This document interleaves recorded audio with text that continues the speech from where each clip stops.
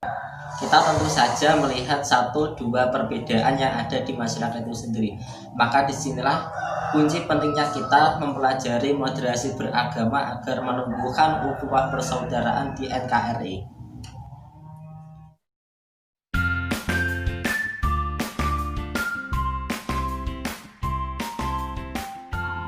Assalamualaikum warahmatullahi wabarakatuh. Alhamdulillahirrahmanirrahim. Wassalatu wassalamu ala asrofil anbiya mursalin sayyidina wa maulana Muhammadin wa ala alihi washabihi ajmain. Alhamdulillah kita dapat bertemu lagi dengan saya Ahmad Ubaidillah di KKNIK DR kelompok 2. Nah, untuk kali ini kita akan membahas tentang konsep akhlak, fikih, juga kepercayaan akidah dalam mewujudkan moderasi beragama sesuai dengan konsep Islami. Untuk selanjutnya seperti apa gambaran penjelasannya, mari kita tonton bersama videonya. Dalam menjalani kehidupan, kita tidak akan pernah lepas dari yang namanya interaksi, baik itu interaksi dengan Allah ataupun juga interaksi dengan sesama. Pastinya ketika kita misal berinteraksi dengan sesama, yaitu di masyarakat, kita pasti menjumpai satu dua hal yang berbeda dengan kita. Baik perbedaan itu menyangkut sudut pandang, ideologi, pemikiran, kebudayaan, sosial yang ada di masyarakat itu sendiri. Terlebih lagi, Indonesia ini merupakan negara yang sangat besar, memiliki keberagamaan yang sangat luas, banyak sekali. Mulai dari suku, budaya, adat, juga hal kepercayaan ataupun juga akidah. Jika potensi yang sangat besar itu tidak dikelola secara maksimal, maka akan terjadi perpecahan, akan terjadi konflik, kerukunan akan tidak terjaga. Maka dalam hal ini penting sekali kita mengkaji tentang moderasi, khususnya yaitu moderasi agama. Yang kita tahu di Indonesia ini memiliki berbagai macam agama. Lalu apa sih sebenarnya moderasi beragama itu? Dalam Islam sendiri, moderasi beragama itu bisa diistilahkan dengan Islam wasatiyah ataupun juga tawasud, yang artinya yaitu mencari jalan tengah. Ada juga yang menyebutnya dengan konsep i'tidal, yaitu bersikap adil terhadap sesuatu. Lalu apa sih sebenarnya moderasi beragama itu? Suatu sikap, kita menunjukkan sikap bagaimana kita menjunjung tinggi nilai toleransi. Perbedaan itu bukan untuk siapa yang benar, bukan untuk melihat siapa yang benar, tapi untuk menjunjung tinggi nilai ukhuwah persaudaraan di tengah adanya perbedaan itu sendiri. Maka dalam hal ini tentu saja sikap-sikap dari moderasi itu sendiri harus dijunjung tinggi. Yang mana yang pertama sikap yang harus dijunjung tinggi yaitu sikap dari akhlak kita sendiri, akhlak seorang muslim. Lalu dalam hal moderasi juga terkait dengan perbedaan-perbedaan yang ada di masyarakat, kita harus mempelajari ruang lingkup perbedaan. Misal perbedaan ibadah, yaitu dalam hal fikih madzhab. Yang ketiga tentu saja perbedaan dalam hal keyakinan atau akidah. Nanti kita akan bahas mengenai konsep moderasi beragama dalam hal akhlak, fikih madzhab, dan juga akidah kepercayaan dalam Islam. Yang pertama yaitu bagaimana kita membangun ataupun juga menunjukkan akhlak yang baik di masyarakat itu sendiri. Kita tahu bahwasanya akhlak ini merupakan kunci dalam kita bersosial masyarakat. Ketika kita mempunyai akhlak yang baik, otomatis kita juga akan dihormati masyarakat. Namun ketika kita tidak mempunyai akhlak yang baik, otomatis juga masyarakat tidak menghormati kita. Yang mana akhlak ini merupakan suatu cerminan kita dalam masyarakat itu sendiri. Sudah jelas bahwasanya Nabi Muhammad SAW merupakan suri tauladan, contoh yang baik. Nabi Muhammad ini diutus Allah untuk menyempurnakan akhlak yang baik, untuk menjadi suri tauladan dan juga rahmatan lil alamin, sebagaimana dijelaskan dalam Al-Quran surah Al-Anbiya ayat 9. Bismillahirrahmanirrahim. Wa ma arsalnaka illa rahmatan lil alamin. bahwasanya tidaklah Allah mengutus Nabi Muhammad ke dunia ini kecuali untuk sebagai rahmatan lil alamin, sebagai rahmat kasih sayang untuk seluruh dunia. Lalu bagaimana kita bersosial masyarakat? Dalam hal ini mengutip dari satu hadis Rasulullah Muhammad SAW, yang mana kita itu mempunyai hak-hak dan juga kewajiban antara seorang muslim juga muslim yang lainnya. Yang pertama yaitu kita mengucap salam. Misal kita bertemu dengan sesama muslim kita saling sapa, maka kita saling salam di sini. Assalamualaikum Mas Ubed. Oh iya, waalaikumsalam gitu.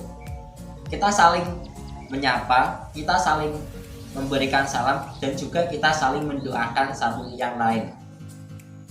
Yang kedua yaitu misal kita diundang teman kita harus wajib datang.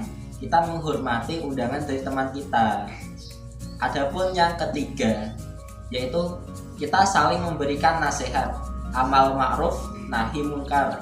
Kita mengajak pada teman kita yang seagama ataupun yang tidak, itu kita mengajak pada kebaikan yang ada di masyarakat itu sendiri, mencegah dari yang namanya mungkar, kejelekan.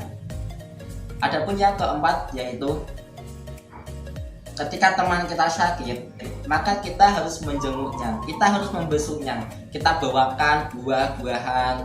Ini loh Mas, nanti buahnya dimakan cepat sembuh ya gitu. Dengan kita membesuk orang yang sakit, kita akan berempati, kita juga ikut merasakan sakit yang diderita oleh teman kita, sehingga teman kita tersebut mempunyai semangat, mempunyai motivasi untuk segera sembuh dari penyakitnya itu. Oke, yang kelima yaitu mendoakan orang yang bersin. Misal ada teman kita lagi berbicara, ada salah satu teman kita, alhamdulillah kita wajib mendoakan, yarhamukallah. Dia juga balik mendoakan kita, yahdikumullah. Mantap. Adapun yang keenam yaitu yang terakhir, mengurus jenazah ketika ada saudara Islam kita yang meninggal. Kita wajib berempati, kita wajib berduka cita atas meninggalnya dari teman kita tersebut. Nah, itu merupakan salah satu hadis riwayat Muslim yang mana kita harus meneladaninya, yang mana kita harus implementasikan dalam kehidupan sehari-hari agar kita juga bisa hidup di sosial masyarakat itu dengan baik. Lalu bagaimana kita bersosial masyarakat dengan yang non-Islam? Dalam Islam sendiri tidak ada larangan untuk bersosial dengan non-muslim. Tidak adanya larangan untuk bermuamalah dengan mereka. Misal kita punya tetangga non-muslim, kita juga harus bersikap baik. Yang pertama tentu saja kita harus selalu bergotong royong dalam masyarakat itu sendiri.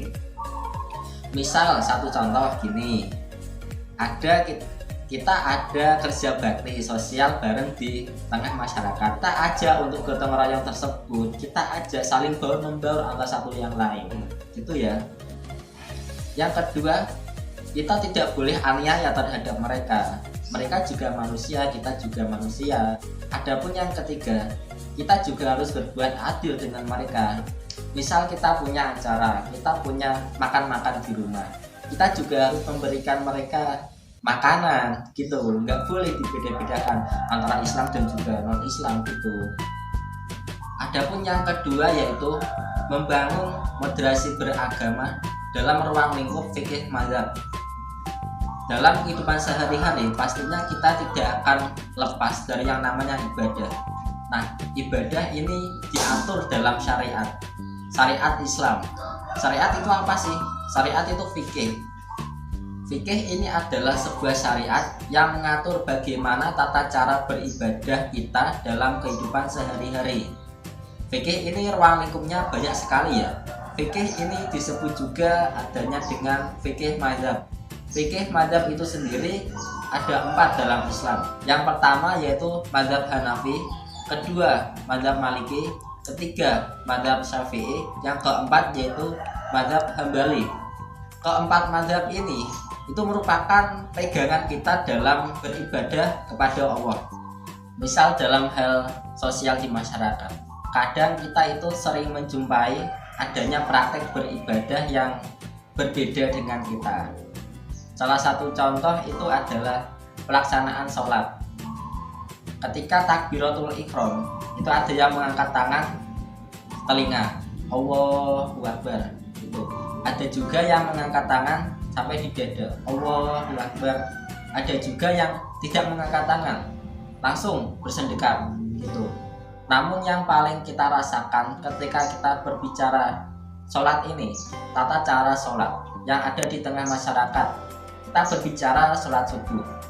Ketika sholat subuh itu kadang ada yang melaksanakan doa qunut, juga ada yang tidak melaksanakan doa qunut. Kadang bahkan orang itu seperti ini, saya tidak mau sholat di masjid itu. Kenapa kok tidak mau gitu? Karena di masjid itu tidak ada doa qunutnya. Pasti kan terjadi seperti itu. Perbedaan dalam hal ibadah sosial misalkan seperti tahlilan, sholawatan, manakiban.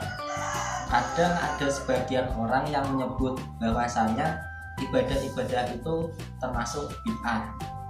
Ada sebagian orang yang menyebutnya begitu. Namun ketika kita merujuk kembali pada hadis-hadis Rasulullah dari Al-Quran, bahwasanya ini justru kita malah yang disuruh untuk bersolawat kepada Nabi. Dalam Al-Quran itu Allah telah berfirman, Innallaha wa malaikatahu yusholluna 'alan nabi shallu 'alaihi wa sallimu taslima. Sesungguhnya Allah beserta malaikat-malaikatnya itu senantiasa bersolawat kepada Nabi Muhammad SAW. Maka kita sendiri dalam hal ini otomatis juga harus bersolawat kepada Nabi. Dengan kita bersolawat atas Nabi Muhammad SAW ini, kita akan diberikan ketenangan, kita akan diberikan suatu keberkahan dalam menjalani kehidupan bersosial ini, dalam menyikapi perbedaan di tengah ibadah-ibadah yang ada di masyarakat. Lalu mana yang benar? Pasti ada pertanyaan dari teman-teman begitu. Semuanya benar, saya katakan semuanya benar. Apa yang menurut Anda yakini saat ini, apa yang Anda ketahui tentang ibadah itu sendiri, maka lakukanlah. Jika kita tarik benang merah antara ulama-ulama mazhab yang terdahulu, ini adanya sebuah keterkaitan antara pendiri-pendiri ulama mazhab yang lainnya. Kita berbicara saja Imam Asy-Syafi'i. Ketika Imam Asy-Syafi'i ini lahir tahun 150 Hijriah, bertepatan ketika itu yaitu meninggalnya Imam Abu Hanifah yang ulama pendiri mazhab Hanafi. Imam Asy-Syafi'i ini sendiri lahir di Ghazala, Palestina. Lalu ketika berumur 9 tahun, beliau ini mengikuti ibunya untuk pindah dari Palestina ke negeri Madinah. Di Madinah itu sendiri, Imam Asy-Syafi'i berguru kepada Imam Malik bin Anas yang kita sebut dengan ulama mazhab Imam Maliki. Lalu ketika Imam Asy-Syafi'i ini sudah dewasa, beliau balik lagi ke tempat asal mulanya, Palestina, dan mempunyai salah satu murid yang bernama Imam Ahmad bin Hambal, yang kita tahu ulama pendiri mazhab Imam Hambali. Maka dalam hal ini tidak ada perbedaan dalam hal itu. Antara guru murid ini selaras, antara guru dengan murid ini selaras, satu padu. Dalam hal itu juga ulama-ulama tersebut tidak pernah membenarkan, tidak pernah menyalahkan bahwa ini loh yang benar, bahwa kamu itu salah. Sejatinya perbedaan tentang tata cara beribadah yang diatur dalam fikih mazhab itu sendiri justru malah memudahkan kita dalam hal beribadah kepada Allah. Karena salah satu tujuan dari syariat itu adalah memudahkan kita dalam hal beribadah kepada Allah. Gimana bisa? Pasti teman-teman juga bertanya-tanya. Satu contoh saja, ketika kita melaksanakan haji di Mekah, ketika kita melakukan tawaf mengelilingi Ka'bah 7 kali, kita diharuskan memiliki kondisi suci dari hadas kecil ataupun hadas besar. Yang biasanya kita menganut ulama mazhab Imam Asy-Syafi'i, kita wudhu itu hanya mengusap kepala itu sebagian, lalu kita berganti Madzhab Imam Maliki yang ketika wudhu membasuh rambut itu keseluruhan. Dengan begitu ketika kita tawaf tidak akan batal ketika menyentuh lawan jenis. Disitulah mudahnya syariat Islam. Yaitu kita mengkaji mewujudkan konsep moderasi beragama ini dalam ruang lingkup akidah, keyakinan atau juga kepercayaan. Jika kita membahas mengenai kepercayaan, akidah ini merupakan fundamental, ini merupakan dasar dari agama itu sendiri. Lalu kaitannya dengan akidah juga moderasi beragama ini seperti apa? Adanya konsep toleransi yang harus dijunjung tinggi ketika kita berbicara tentang akidah kepercayaan ini. Bagaimana tidak? Indonesia ini mempunyai agama-agama yang sangat banyak. Islam, Kristen, Buddha, Hindu, juga Konghucu. Kalau kita tidak menghargai satu sama lain, maka akan terjadi perpecahan. Toleransi terhebat pernah dicontohkan Rasulullah Muhammad SAW ketika masa-masa dakwah pertama kali di Mekah. Ketika itu kaum Quraisy melihat adanya Islam ini sudah mulai mengancam kepentingan mereka. Maka dari situlah mereka itu memusuhi Nabi, melempari dengan batu, menghukum orang-orang yang masuk Islam, membunuh mereka, memusuhi Nabi gitu. Ketika dirasa perlawanan dari masyarakat Arab itu sendiri tidak berefek kepada Islam, mereka lalu melobi, berbicara halus dengan Nabi. Yang pertama, mereka menawari Nabi Muhammad ini harta, sehingga Nabi Muhammad akan menjadi orang yang terkaya nomor 1 di Mekah. Tapi Nabi Muhammad menolaknya. Adapun yang kedua, Nabi Muhammad ini ditawari tahta, sehingga Nabi Muhammad ini menjadi orang yang paling tinggi kedudukannya di Mekah saat itu. Nabi Muhammad juga menolaknya. Namun masyarakat Mekah saat itu juga tidak kehabisan akal bagaimana supaya Islam ini tidak sampai tersebar luas. Lalu mereka melobi kembali pembicaraan dengan Nabi. Hingga suatu saat mereka bertemu dengan Nabi, lalu mengusulkan bagaimana kalau kita bertukar ibadah. Maksudnya di sini kaum Quraisy bersedia memeluk agama Islam selama 1 tahun. Lalu gantian Nabi Muhammad juga pengikutnya Islam di sini berganti ibadah menyembah berhala selama 1 tahun. Tapi Nabi Muhammad ini dengan tegas menolak ajakan dari kaum Quraisy tersebut. Lalu turunlah Al-Quran surah Al-Kafirun ayat 1-6. Qul ya ayyuhal kafirun sampai lakum dinukum waliyadin. Maka dengan tegas di sini bahwasanya untuk konsep akidah ini tidak bisa dicampur adukan antara satu kepercayaan dengan kepercayaan yang lain. Kepercayaan kita ya kita yang jalani, mereka ya mereka. Kita kok berganti agama mereka berganti agama kita, itu jelas tidak diperbolehkan dalam agama. Tugas kita itu cuma satu dalam hal akidah ini, yaitu bagaimana kita bisa menghargai ibadah, kepercayaan dari orang lain itu sendiri.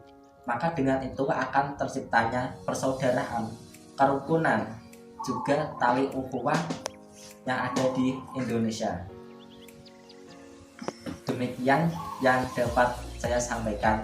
Semoga apa yang sedikit ini dapat menjadikan kita bisa hidup bersosial masyarakat dengan baik. Bisa mohon maaf apabila ada salah-salah dari saya, baik itu pengucapan ataupun juga yang lainnya. Terima kasih. Assalamualaikum warahmatullahi wabarakatuh.